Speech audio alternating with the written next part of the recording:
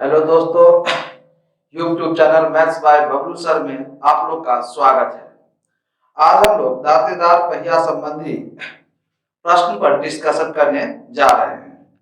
पहले हम लोग बेसिक समझेंगे, कॉन्सेप्ट समझेंगे एक एक बात, और फिर हम लोग सवाल बनाएंगे और एग्जाम्पल से समझने की कोशिश करेंगे। तो दांतेदार पहिया होता क्या है? आप लोग गाँव घर में देखे होइएगा, जो ईंट पेरने वाला होता है, तो वो दांत आपस में क्या करता है, सटके चलते रहता है। तो उसी तरह से अगर हम लोग मान लें कि दो पहिया है दांतेदार, इसमें कुछ ना कुछ दांत होगा। पहले हम लोग जनरल चीज सीख रहे हैं।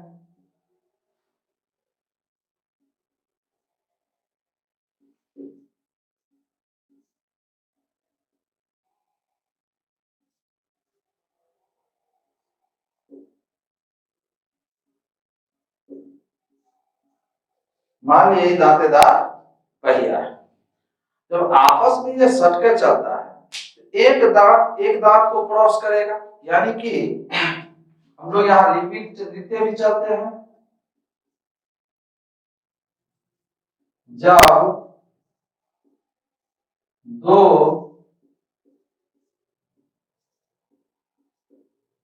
दांतेदार पहिया आपस में सटकर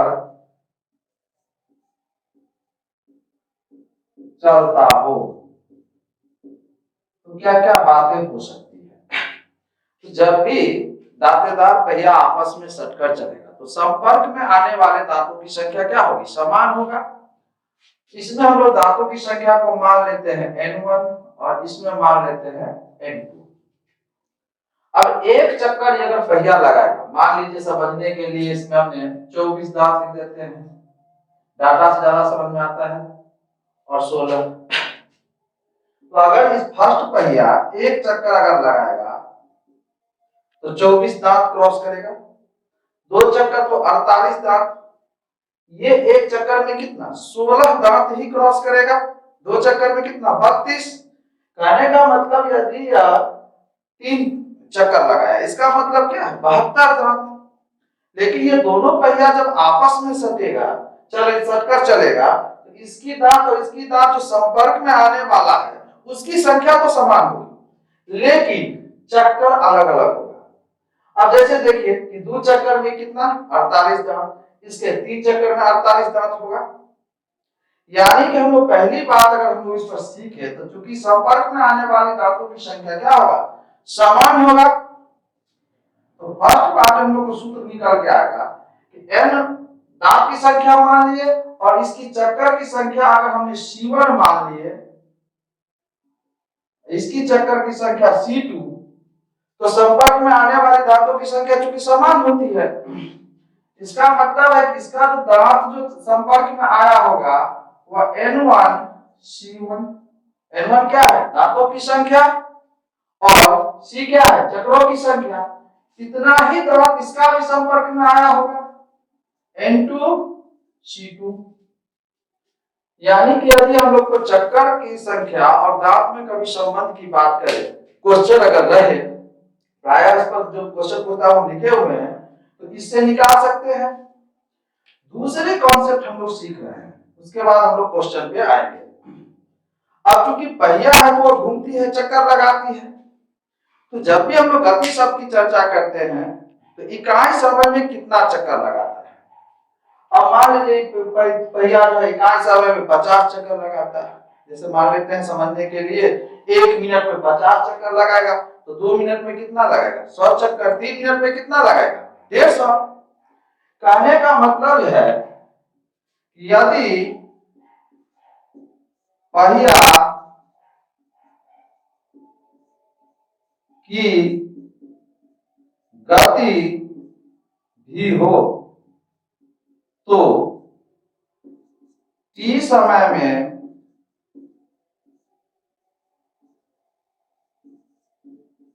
चक्रों की संख्या जो हो जाएगा वो कितना आ जाएगा V T। अर्थात अगर चक्कर की संख्या को हम लोग सी मान लेते हैं, सी बराबर सूत्र आप लोग को क्या हो जाएगा, वी टी। इसमें एक बात हमेशा ध्यान रखिएगा, ये टी का जो समय का जो मात्रक है और गति में जो समय का मात्रक है वो समान होना चाहिए। अगर यह प्रति सेकंड है गति तो समय को सेकंड में रखिएगा, यदि यह मिनट में है तो समय को मिनट में रखिएगा, अगर गति प्रति घंटा है तो समय को घंटा में रखिएगा। अर्थात जो गति में समय का मात्रक है उसी में समय का मात्रक होना आवश्यक है। यह सवाल हल करने समय में ध्यान रखिएगा। तीसरी बात, अगर हम लोग सी का मान यहां दे दे, तीसरी कॉन्सेप्ट जो है, तो हम लोग को पहिया की गति और दांतों में संबंध ज्ञात हो जाएगा। कभी अगर गति और दांत में क्वेश्चन आ गया तो इस रिलेशन से हम लोग बना सकते हैं। यानी फर्स्ट बात में देख लीजिए कि N1 C1 है बराबर N2 C2 है। अब वो यहां पर यदि हमने C का मान डाल दिए N1 VT V1 कर देते हैं बराबर N2 V2T, T खत्म हो जाएगा, N1 V1 बराबर N2 V2। कहने का मतलब यह है यदि पहिया की गति और दांतों की संख्या में संबंध है और जहां भी आपको प्रोडक्ट अगर कांस्टेंट हो अर्थात गुणनफल अचर हो तो वह रिलेशन क्या करता है, इन्वर्सली प्रोपोर्शनल कहलाता है, यानी व्युत्पन्नपाती है। यानी इससे अगर हम लोग एक निष्कर्ष लिख दे कि n व्युत्पन्नपाती भी, यह भी हम लोग को इसी से भी सूत्र काम आ सकता है। ये अभी तक तीन कॉन्सेप्ट है। आखिरी कॉन्सेप्ट देखते हैं फिर उस क्वेश्चन पर डिस्कस करेंगे जो पूछता है। वैसे हमने जो इस पर से किसी में भी क्वेश्चन आपको पूछा जा सकता है, लेकिन प्रायः जो क्वेश्चन पूछता है वो हमने लिखा है। एक बार ठीक से देख लीजिए, मैं डाल समझ में आ गया होगा मेरे हिसाब से।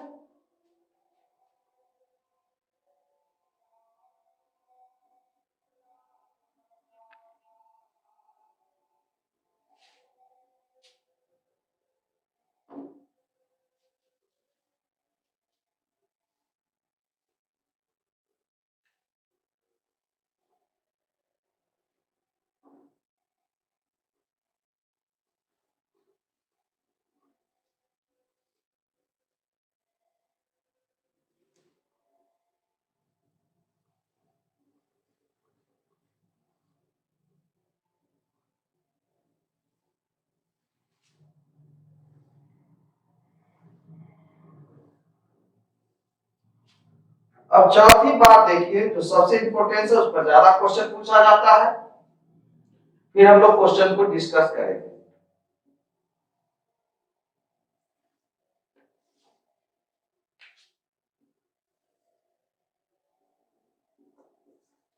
चौथी बात हम लोग पढ़ रहे हैं।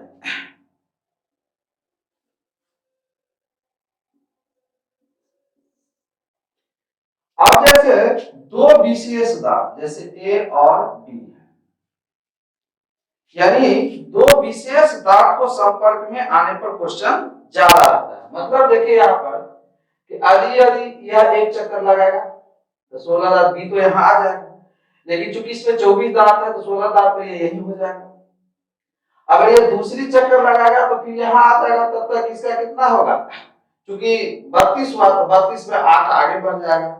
फिर ये तीसरी चक्कर पर लगाएगा 48, तो यहाँ ए बी जो यहाँ होगा और फर्स्ट जो पहिया है उसका ए यहाँ होगा। कहने का मतलब है इसके अनुसार जो है 2 चक्कर के बाद और इसके अनुसार 3 चक्कर के बाद संपर्क में आता है। लेकिन इतनी ज्यादा परेशानी है नहीं, हम सूत्र भी लिख देंगे। मतलब यह हो गया कि दो विशेष दांत को संपर्क में आने की संख्या, तो पहिया के अनुसार क्वेश्चन में आपको अगर बड़ा पहिया से गति दिया हुआ है या छोटा पहिया का, तो जिसका आपको गति दिया है उसी पर हम लोग डिस्कशन करेंगे। यानी कि दो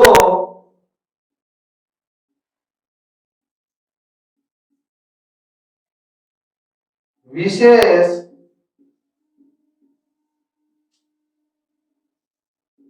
दांतों को संपर्क में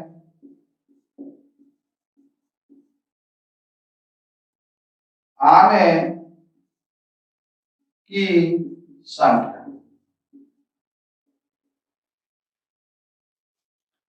संख्या बराबर, इसमें ध्यान रखिए एन भी टी,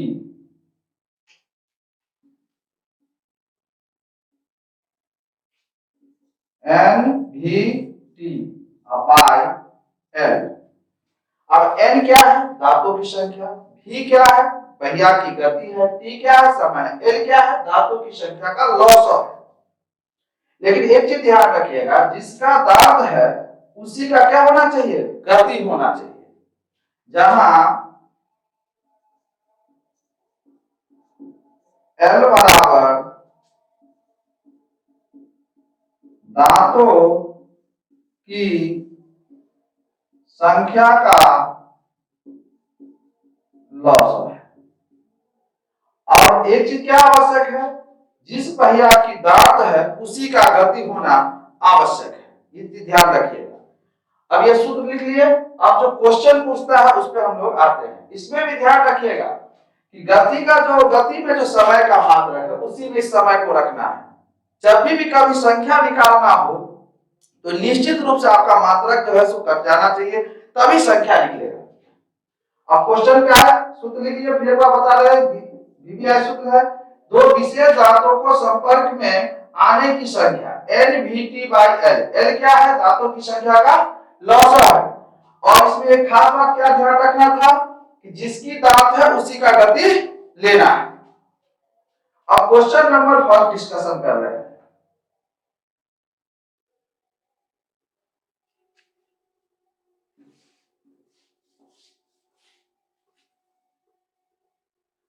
क्वेश्चन नंबर 1 देखिए, कहता है किसी मशीन में दो पहिए है जिसमें से एक में 48 दांत और दूसरे में 72 दांत है। दोनों पहिए आपस में सटे हुए हैं तथा बड़ा पहिया प्रति सेकंड 28 चक्कर लगाता है। याद कीजिए कि 7 घंटे में दो विशेष दांत कितने बार संपर्क में आएंगे। यहाँ दांतों की संख्या कितनी है? 48 और 72। तो पहला काम क्या करना है? इसका लॉसो ज्ञात कर लेना है। हम पूरे बेसिक से अभी लॉसो निकाल रहे हैं, वैसे डायरेक्ट भी लिख सकते थे 48 72।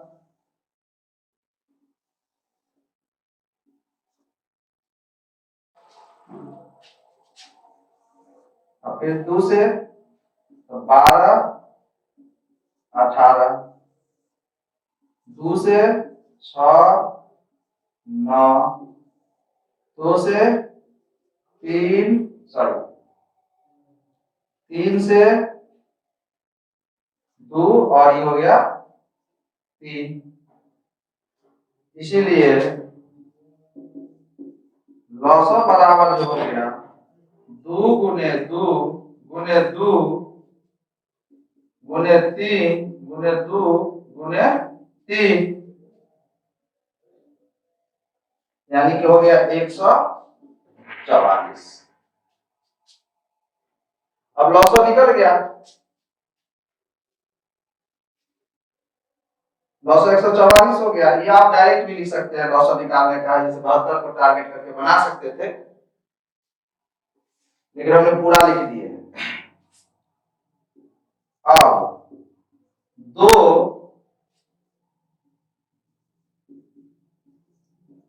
विशेष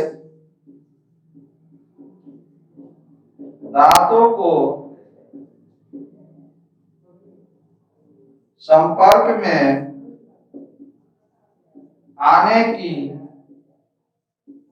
संख्या, तो आपको क्या बताया? NVT/L। N कितना है? चूंकि बड़ा पहिया का गति दिया हुआ है तो बड़ा पहिया का दांत लेंगे, तो 72। गति कितना है? प्रति सेकंड। अब इसमें क्या है? सेकंड में है, और समय क्या है आपका? घंटा में है। इसको क्या करना है? सेकंड में बढ़ा देना है। तो 7 घंटा को 7 से गुना करेंगे तो मिनट में, फिर 7 से गुना करेंगे तो सेकंड में, बाय 144। अब इसको आप हल कर लीजिए, 72 गुना 144 14, यानी गुना कीजिएगा 3,52,800। कितना आसान है, आप सिर्फ सूत्र याद रखिएगा तो बन जाएगा। समझ में आ गया। दूसरी क्वेश्चन आप खुद भी कर सकते हैं, लेकिन हम फिर से करके समझा देते हैं।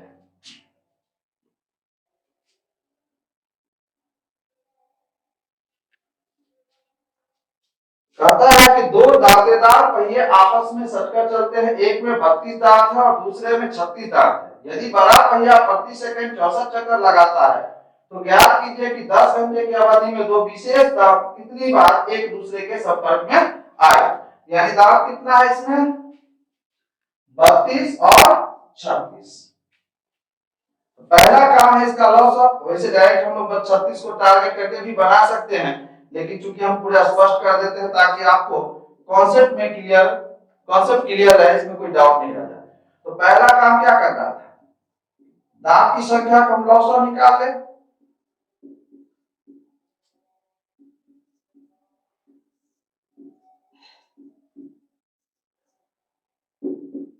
इसीलिए लॉस बराबर 2 गुने 2 गुने 8 गुने 9, यानी 288, और 2 विशेष दांतों को संपर्क में आने की संख्या। सूत्र क्या बताएं, NVT/L। अब इसमें किसका गति दिया हुआ है, इसमें भी बड़ा पहिया का गति दिया हुआ है, तो दांत किसका लेंगे, बड़े का लेना है। यानी कि 36 गुने गति कितना है, n हो गया v 64। समय इसमें क्या है, प्रति सेकंड, मतलब इसमें समय सेकंड में है, तो यहाँ समय कितना है, घंटा में है, तो घंटा किसमें बनाना होगा, सेकंड में। यानी 10 घंटा को 60 से गुना करेंगे तो मिनट में, फिर हो गया सेकंड में, बाय 288। 36 8 8 64, यानी इसको मल्टीप्लाई कीजिएगा तो शायद 36 8 हो जाएगा 288 पर 30, यानी 2,88,000 बार जो है दो विशेष दांत क्या आएगा, संपर्क में आएगा। हाँ, आप लोग थोड़ी सी कमेंट जरूर करेंगे ताकि हम समझ सके और सुधार कर सके कि कहीं पर क्या दिक्कत हो रही है वीडियो में। Thank you.